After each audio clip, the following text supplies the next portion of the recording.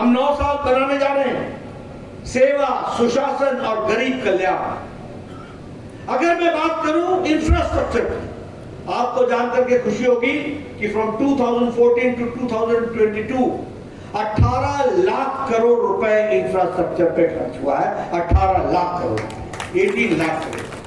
और इस साल प्रधानमंत्री मोदी जी इंफ्रास्ट्रक्चर में road, railways, metro, overbridges, highways, airways, इसके लिए एक साल में 10 लाख करोड़ रुपए खर्च कर रहे हैं और भारत की तस्वीर बदलने का प्रयास कर रहे हैं।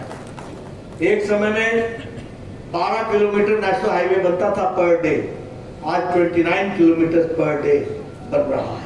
इस स्पीड से काम चल रहा है। पिछले 9 सालों में 54,000 किलोमीटर नेशनल हाईवे बनी है। 18 वंदे भारत ट्रेन चल पड़ी है और आने वाले 2 सप्ताह में 23 वंदे भारत ट्रेन चल पड़ेगी। ये मॉडर्न इंडिया, ये न्यू इंडिया की तस्वीर है, ये भी हमको समझना। और उसी तरीके से अगर हम कहें रेलवे ट्रैक्स की इलेक्ट्रिफिकेशन, 37,000 किलोमीटर की रेलवे की इलेक्ट्रिफिकेशन हो गई है। और आपको सुन करके खुशी होगी कि एक्सेप्ट सिक्किम को छोड़ दे तो नॉर्थ ईस्ट ब्रॉड गेज से और इलेक्ट्रिफिकेशन से पूरा का पूरा कनेक्ट हो गया स्टेट कैपिटल। ये नॉर्थ ईस्ट की तस्वीर है। This is the picture of north east. 70 साल में 74 एयरपोर्ट्स बने, 75 ईयर्स में 74 एयरपोर्ट्स, और 9 साल में 74 एयरपोर्ट्स बने हैं। और यहां असम में 16 एयरपोर्ट बने, नॉर्थ ईस्ट में 16 एयरपोर्ट बने हैं और 7 नए एयरपोर्ट बन रहे हैं उस 16 में। ये भी हमको ध्यान में रखना। उसी तरीके से देखा जाए तो अगर रूरल रोड्स की बात करें तो लगभग 28 लाख किलोमीटर का रोड कंस्ट्रक्ट हुआ है। 99% of the villages have been covered by rural roads, 99%। और 61,000 हैबिटेशन को rural roads, all weather road से कवर कर लिया गया है। वो भी हमको ध्यान रखना। जब हम बॉर्डर की सिक्योरिटी की बात करते हैं तो एक समय में यूपीए के डिफेंस मिनिस्टर थे ए.के. एंटनी साहब। एंटनी साहब ने पार्लियामेंट में कहा कि रोड्स न बनाना इज ऑल्सो अ स्ट्रेटेजी, मतलब is also defence, it is also matter of strategy. मतलब सड़क ना बनाना यही हमारा डिफेंस। बदलती तस्वीर हम सामने आते हैं। मैं मित्रों रुक नहीं पा रहा।